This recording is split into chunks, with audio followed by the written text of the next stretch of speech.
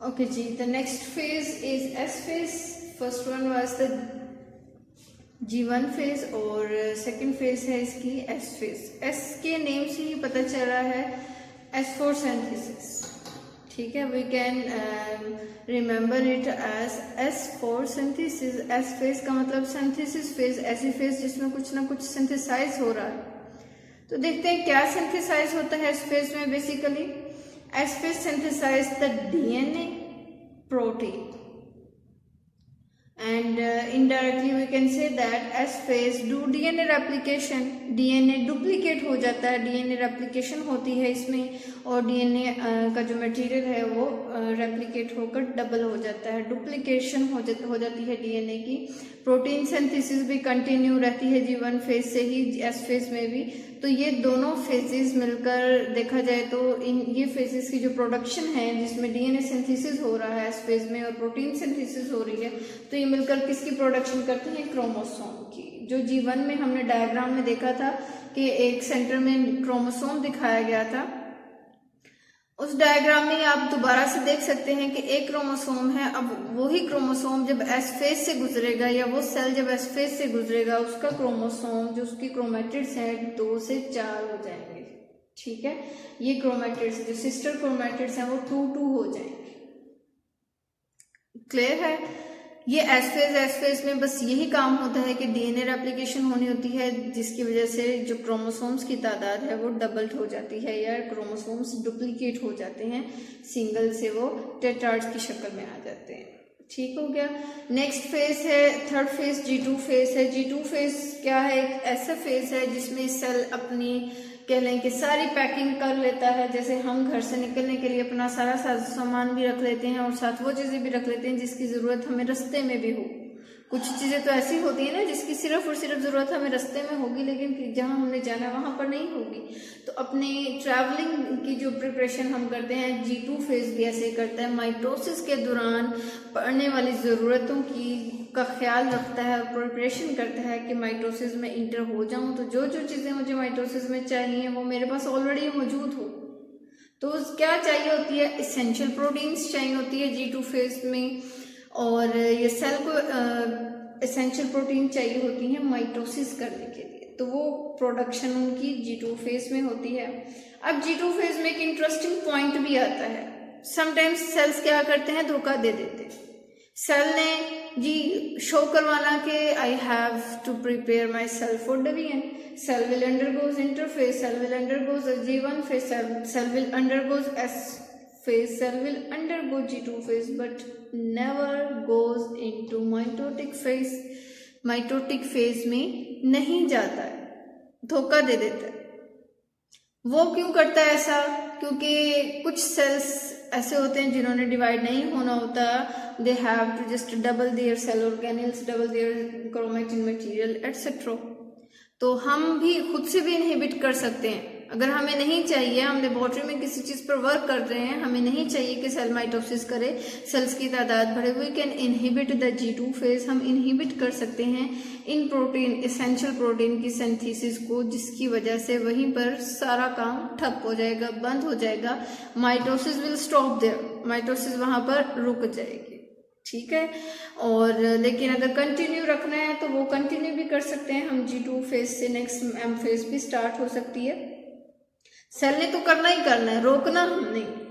अगर हमने रोकना है तो, रोकना चाहते हैं तो डायग्रामेटिकली हम देखें कि एक सेल था जिसमें एक न्यूक्लियस था, न्यूक्लियस के दरमियान में एक क्रोमोसोम था, और S फेज के दौरान जब ये सेल वहां से गुजरा है S फेज में से, तो जो क्रोमोसोम है वो डुप्लीकेट हो चुके हैं, और S फेज G1 फेज में ही ऑर्गेनेल्स भी डुप्लीकेट हो गए थे और इनके ऑर्गेनेल्स की प्रोडक्शन भी होना स्टार्ट हो गई थी.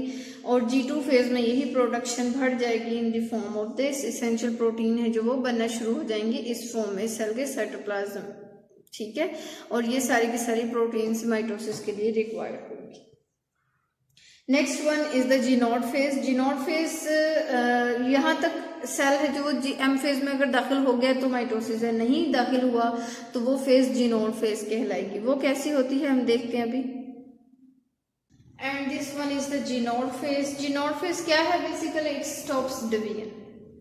G0 फेज स्टॉप्स डिवीजन को स्टॉप कर देती है। G2 फेज से M फेज में अगर सेल दाखिल नहीं होता है तो G0 फेज स्टार्ट हो जाती है, और M फेज में दाखिल ना होने की वजह से सेल क्या हो जाता है, डिवाइड नहीं करता, सेल स्टॉप होकर देता है अपनी सारी एक्टिविटीज को उधर ही।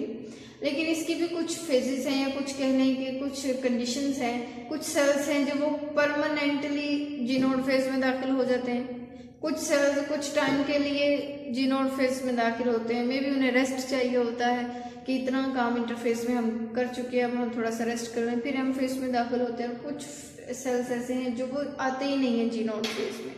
This will continue to divide and enter into the mitotic phase from G2 phase continuously, एक फेज से दूसरे फेज में दाखिल होते रहते हैं। तो परमानेंटली जो सेल्स होते हैं जो G0 फेज में दाखिल हो जाते हैं सारी प्रिपरेशंस करने के बावजूद, वो है नर्वस सेल्स, न्यूरॉन्स। और वो सेल्स जो कुछ टाइम के लिए स्टे करते हैं वो लीवर और किडनी के cells, because they are already in major activities, ये खुद ही पहले बहुत सारा काम कर रहे होते हैं, तो maybe they need some rest, that's why semi permanently तौर पर ये नहीं जाते हैं G0 फेज में। और कुछ सेल्स हैं जो कंटिन्यूसली डिवाइड करते रहते हैं, जैसे कि एपिथेलियल सेल्स और स्किन सेल्स, इसकी एग्जांपल ले सकते हैं। हमारे स्किन सेल्स, हमें कोई वाउंड हो जाता है, हमारा जख्म भरना शुरू हो जाता है अगले दिन से ही, उसको हम जैसे ही कोई भी ऑर्नामेंट लगाते हैं तो वो उसकी हीलिंग स्टार्ट होना शुरू हो जाती है।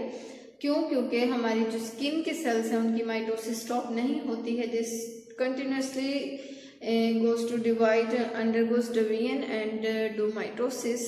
These are the phases of cell division, जिसमें G0 it is not a part of cell cycle, it is just a condition.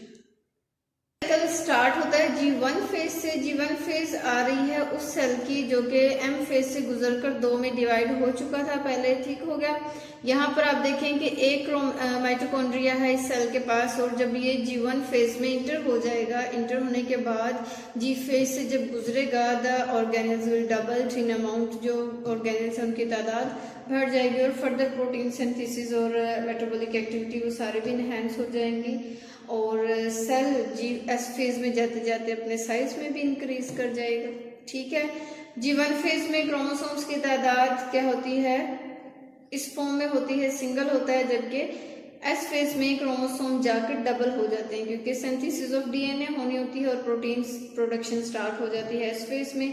फिर S फेज के बाद G2 फेज स्टार्ट हो जाता है। G2 फेज में प्रोटीन, इसेंशियल प्रोटीन बनना शुरू हो जाती हैं, सेल भी अपने आप को तमाम वो एक्टिविटीज अपने इनहेंस कर लेता है, तमाम अपनी इसेंशियल प्रोटीन्स, इसेंशियल न्यूट्रिएंट्स, हर चीज को कंप्लीट कर लेता है M फेज में इंटर होने के लिए। और G2 फेज के बाद सेल दाखिल हो जाता है M फेज में, और M फेज में डिवाइड हो जाता है 2 सेल्स में। यहाँ पर नंबर ऑफ क्रोमोसोम्स टेट्राड की फॉर्म में मौजूद है, डुप्लीकेटेड है, और यही नंबर ऑफ क्रोमोसोम्स हाफ हो जाते हैं डॉटर सेल्स में। These are the 2 daughter cells. और इस फेज के दौरान, इस G2 फेज से M फेज के दौरान, इस एक सेल से 2 सेल्स बनने के दौरान फर्दर काफ़ी सारे स्टेप्स आते हैं जो कि नेक्स्ट हमारा टॉपिक होगा इंशाल्लाह। You can click the video hair to understand or to draw the sketch image of the cell cycle. Okay ji, अल्लाह हाफिज। होप सो आप लोगों को समझ आ गया होगा।